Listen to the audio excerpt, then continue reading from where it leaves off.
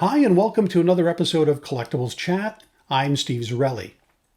This week marks the 34th anniversary of a terrible tragedy, losing the Space Shuttle Challenger.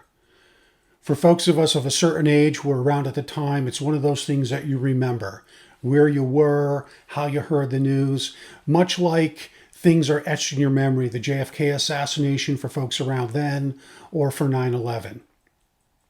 I did have the great privilege and honor of authenticating a Challenger signed crew photo this week. It's always really special when one of these can pass through my hands.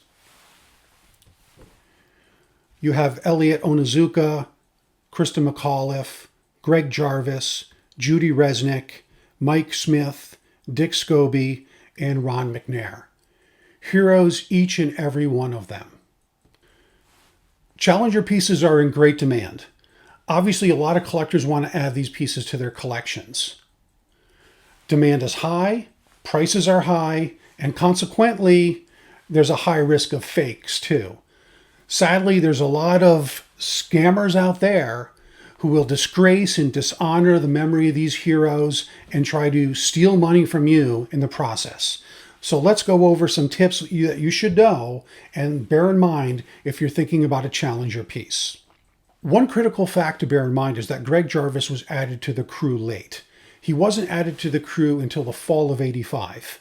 At that time, the crew had already signed a lot of postal covers. So collectors and cover servicers send in postal covers, the crew signs them, they go back to the servicer who then gets them postmarked on the day of launch.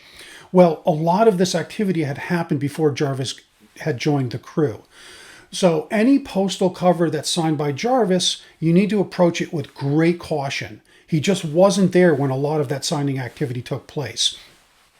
They certainly exist. There are certainly covers signed by 7 of 7, but they're the exception. You need to keep an eye out. Always be careful in that situation. The second part of the tip is this. Because there was such a short window to sign, it really limited the types of items they could sign. Official NASA lithographs, official NASA glossy photographs, and then maybe the postal covers that I mentioned earlier. Other than that, it's really hard to see what they could have signed as a crew. If I see a glossy reproduction photograph with Challenger signatures on it, I think to myself, I can't envision a scenario where this makes sense.